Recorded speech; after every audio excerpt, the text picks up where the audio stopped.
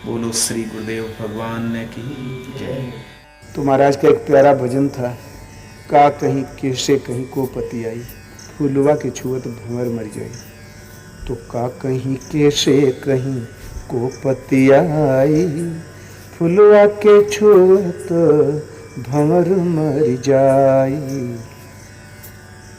तो भला वो फूल बाहर तो खेती क्यारी में फूल होती, माली फूल लगाता है, सजाता है, संवारता है, गोड़ता है, निराता है, लेकिन वो फूल ऐसा नहीं। ज्योतिए न बोइए सिंचिए न सोई, बिनु डार बिनु पात फूल एक होई।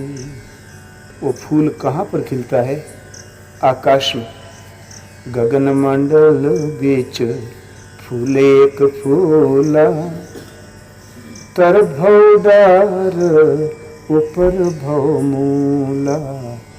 फूल भल फूलल मालिनी भल गाथल, फूलवा बिनसी गयो भंवर निराशल।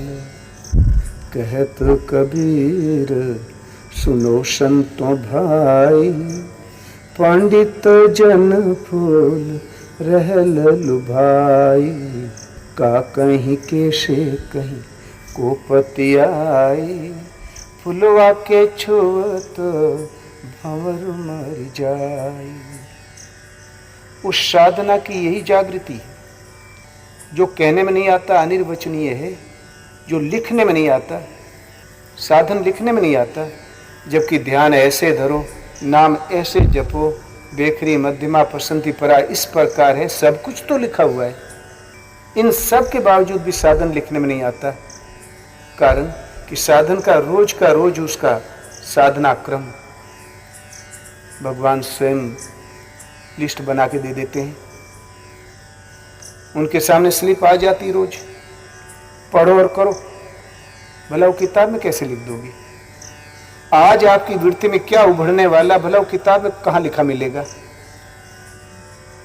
इसलिए अनुरागी साधक मूर्ख चपाट अंगूठा छाप भगवान को पागे, अनुराग विहीन प्रकांड विद्वान चारों वेदों के ज्ञाता धक्का खाते रह गए। क्यों? कि चार वेद कुछ नहीं होते। जब किताब में साधन लिखने में नहीं आए तो वेद में समय क्यों नष्ट कर रहे हो? पोथा पढ़ पढ़ जगमुआ पंडित भयान कोई, ढाई आखर प्रेम का पढ़े जो पंडित होय। पोथा पढ़ के जगत मरता चला जा रहा है, कोई पंडित हो ही नहीं सकता। जबकि पांडित्य बात पर बात, श्लोक पर श्लोक, ये उन्माद हो सकता है, लेकिन पंडित नहीं। पंडित जो सत्य है उसका ज्ञान, प्रत्यक्ष अनुभूति का संचार मिले तब पंडित। तो ढाई अक्षर प्रेम का पढ़े जो पंडित होए। ढाई अक्षर तो है राम, ओम, शिव, पेट, पीठ, कान, नाक, सब ढाइये जा रहा है। कौन सा ढाई अक्षर? प्रेम का। प्रेम ये भी तो ढाई अक्षर है। कबीर साहब कहता प्रेम में जो ढाई अक्षर है, पढ़े जो पंडित होए।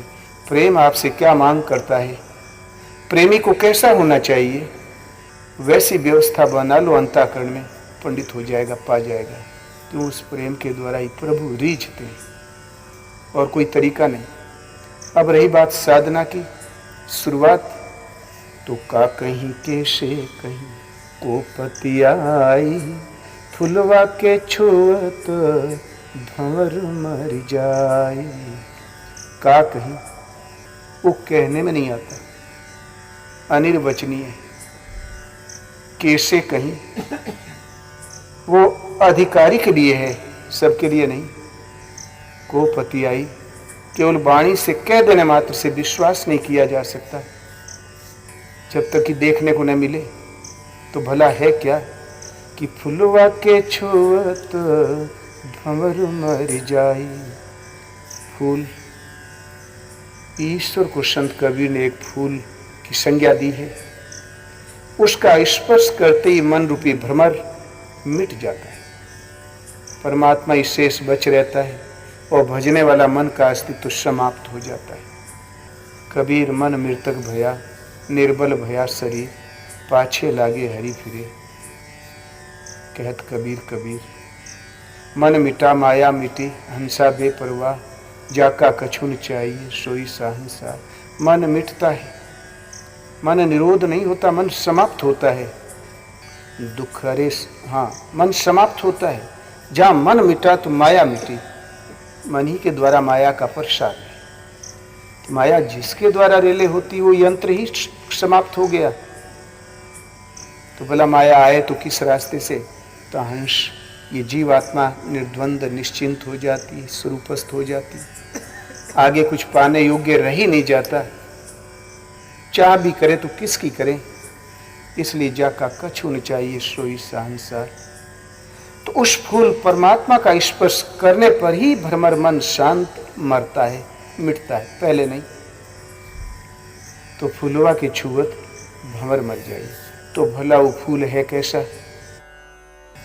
तो ज्योतिए न बोइए सींचिए न सोई, बिनु डार बिनु पात फूल एक हुल। इस फूल में तो जोताई गुड़ाई होती है, बीज की व्यवस्था की जाती है, लेकिन वो ऐसा फूल नहीं।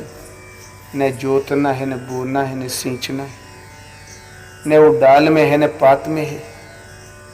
और फूल दो चार नहीं, फूल एक हुई और एक फूल है, अर्थात इन पुष्पों से आपका कोई संबंध नहीं। तो भला वो फूल होता कहाँ पर है?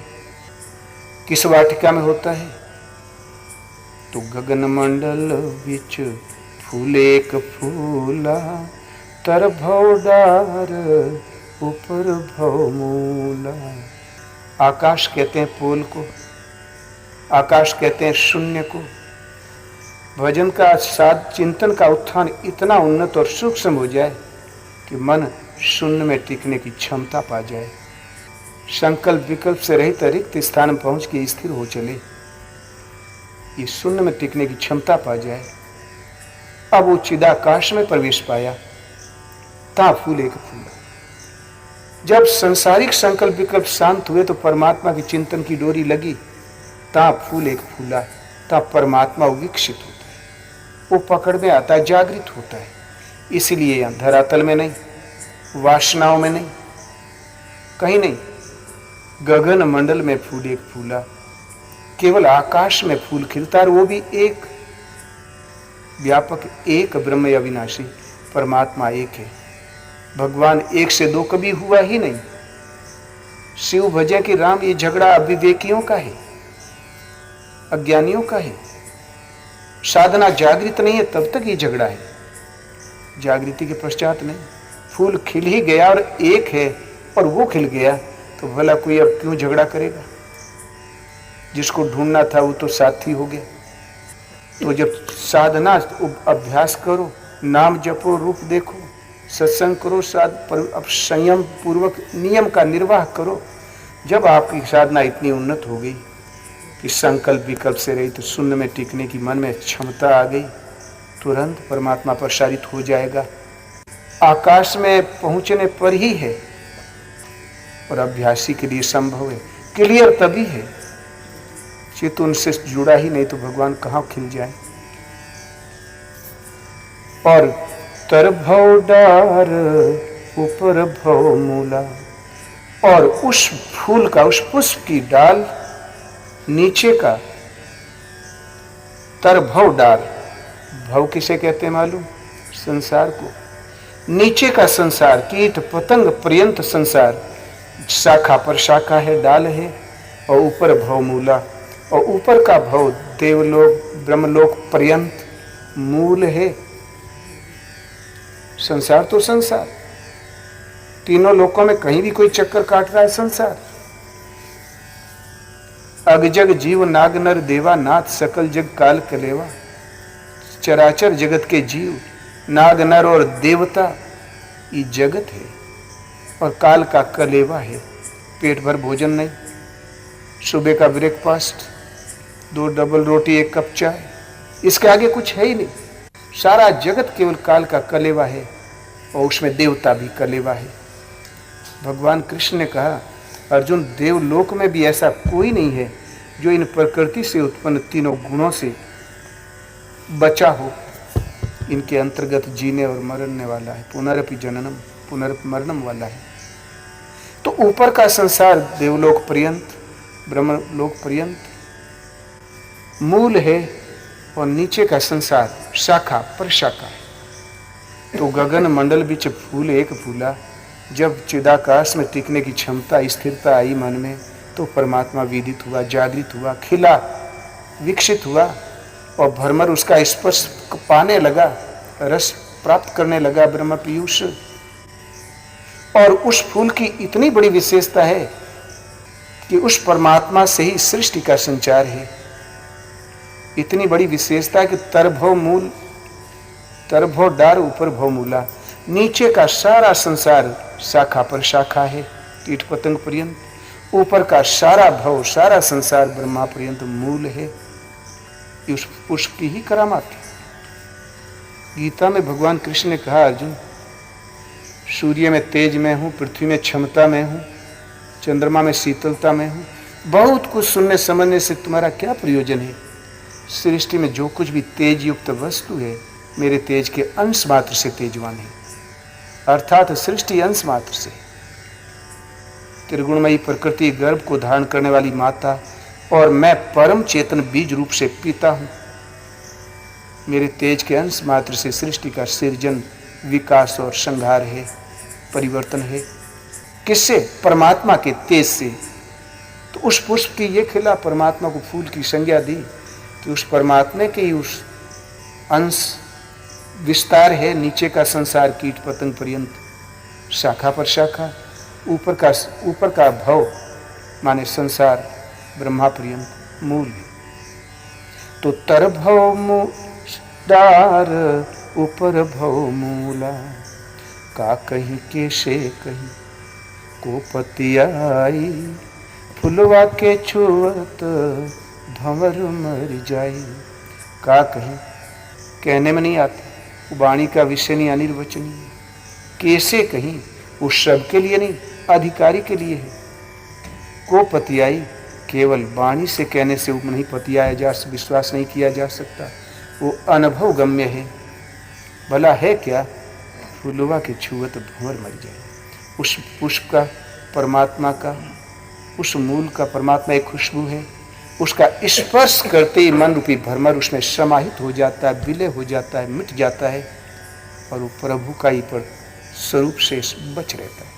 यही कारण है तुलसी ने कहा कि जानत तुम्हें ही हो जाए। भगवान तुम्हें जानकर तुम्हें ही हो जाता है। सेवक सदा के लिए खो जाता है, स्वामी ही शेष बच रहता है। प्राप्ति के बाद भी हम अलग और स्वामी अलग, तब बेचारा जीव का जीव विलय कहाँ हुआ? प्रभु करुणा करके अपनाते तो अपने में समाहित कर लेते। तो फुलवा के छुअत भंवर मर जाए। आगे कहते हैं, भला इस फूल प्राप्ति का उपाय क्या? तो फूल भल फूलल, मालिनी भल गाथल, फुलवा बिनसी गयो भंवर निराशल। फूल भल फूलल, फूल विलक्षण खिला। भल माने बहुत ही विलक्षण, बहुत ही दर्शनीय, और मालिनी भल गाथल, तो उन्मुखी जो मानसिक प्रवृत्ति है ये मालिन है, जो लगन है ये मालिन है। इसने भली प्रकार अपने में संजोया है, गूंथा है, समारा है, और भली प्रकार जहाँ ये मानसिक जो लगन है आपकी लौ लगी, यही मालिन है। इष्टोन्मुखी मानसिक प्रवृत्ति यही मालिन है। इसने भली फूल भल फूलल, विलक्षण खिला, मालिनी भल गांथल, इष्टोन्मुखी जो प्रवृत्ति है, मन में लगन है, ये मालिन है। इसने भली प्रकार अपने में संजोया है, गूंथा है, और जहाँ भली प्रकार गूंथा, साधना का अंतिम छोर पर पहुंची, तो फूलवा विनशी गयो भंवर निराशल। फूल भी विनष्ट हो गया, परमात्मा भिन्न रह ही नहीं गया। वो जाने तो तुम्हें ही हो जाए, उसमें अपने में समाहित हो गया। अब अलग कोई सत्ता नहीं जिसकी हम शोध करें। तो भंवर निराशल, तब फिर ये मन रूपी भ्रमर, भजने वाला पथिक सदा सदा के लिए आश भी करे तो किसकी करे, वो आशा का स्थान नहीं रह गया, इसलिए निराशल। अब कोई आशा का स्थान नहीं, कुछ प्राप्त होने योग्य अप्राप्त नहीं। तो फुलवा बिनसी गयो भंवर निराशल। तो कहत कबीर सुनो संतों भाई, पंडित जन फूल रहल लुभाई। अंत में संत कबीर कहता, सुनो संतों भाई, संत को अपना भाई का, भाई बराबर का हक रखता है। भाई दाहिना हाथ भुजा होती है। कबीर जानता कि चलकर जब ये भी हमारी लेवल में आएंगे वस्तु में, तो जो रूप मेरा वो इनका, जो प्राप्ति हमारी वो इनकी। इसलिए अपने बराबर का पद देते हुए कहा कि कहत कबीर सुनो संतों भाई, पंडित जन फूल रहल लुभाई। पंडित जो ज्ञाता है, विवेकी है, इस पथ पर चलने वाले पथिक हैं, वे ही इस फूल में लुभाए रहते हैं, रात दिन खोए रहते हैं। सब में यदि बगीचे का फूल होता तो माली लुभाया रहता, किसान का होता किसान लुभाता। लेकिन केवल पंडित जो इस पथ के ज्ञाता है, मर्मज्ञ हैं, जिन्होंने प्रभु की कुछ झलक पाई है, कुछ जानकारी अर्जित की है हृदय में, वही इस फूल में रहल लुभाई, वही इस पुष्प में भली प्रकार लुभाए रहते हैं और पा जाते हैं। इसलिए परमात्मा के भजन से पूर्व हमें पंडित होना आवश्यक है, और पंडित होने के लिए सत्संग आवश्यक है। सत्संग जब नियमित होता हो तो आप पाओगे 2-4 महीने में कि आपके पास कोई प्रश्न नहीं। और फिर मंत्र शास्त्र सुचिंतित पुनि पुनि देखिए, भूप से सेवित वश नहीं लेखिए। भली प्रकार मनन किया हुआ शास्त्र भी बार बार देखना चाहिए। इसलिए सत्संग नितांत आवश्यक है। दिन भर प्रकृति के थपेड़ों में जूझते जूझते हमारी मस्तिष्क में कुछ और भर गया है। उस काली माँ की धुलाई के लिए सत्संग नितांत आवश्यक होता है। भले वो अल्प समय ही क्यों नहीं मिलता हो, कुछ न मिले तो घर में कैसेट लगाकर जरूर श्रवण कर लिया करें। एक ही बात है। बोलो श्री गुरुदेव भगवान की जय।